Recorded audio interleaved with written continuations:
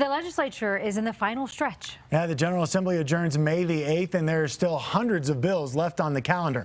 Our political specialist, Shaun Boyd, joins us now. Shaun, there are always some last-minute bills trying to get rushed through. Yeah, right.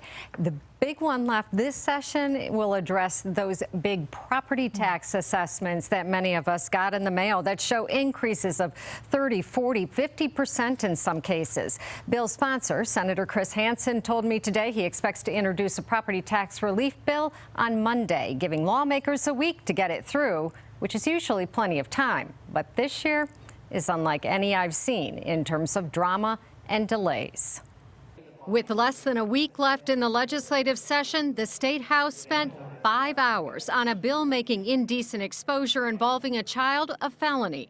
Right now, it's a felony if you do it online, a misdemeanor in person. The bill sailed out of committee, but like so many others this session, stalled when it hit the floor.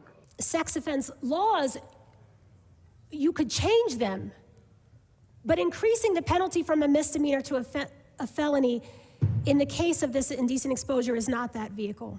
The bill, one of nearly 80 criminal justice bills this session, a measure making car theft a felony and legislation preventing criminal charges against kids 12 and under unless they kill someone, still hang in the balance, as do some 300 other bills, including legislation pushed by Governor Polis to increase affordable housing. The Senate stripped provisions that would have preempted some local control, making the bill essentially a study.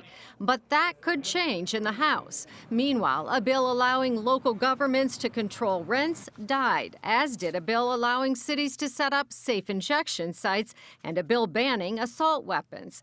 Legislation banning homemade guns without serial numbers, so-called ghost guns, is still making its way through. So, too, is a bill to enact the ballot measure creating a psychedelic mushroom industry in Colorado, including concentrates on licensed home grows and no limits on personal possession.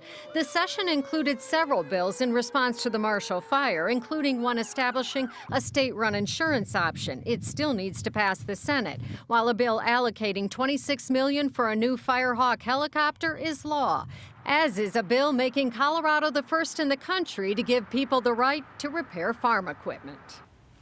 The House is working again tomorrow, Saturday. It's met at least a half dozen Saturdays this session, in large part due to Republicans filibustering. Given they are in the minority, it's the one tactic they have to win some concessions in bills they don't like.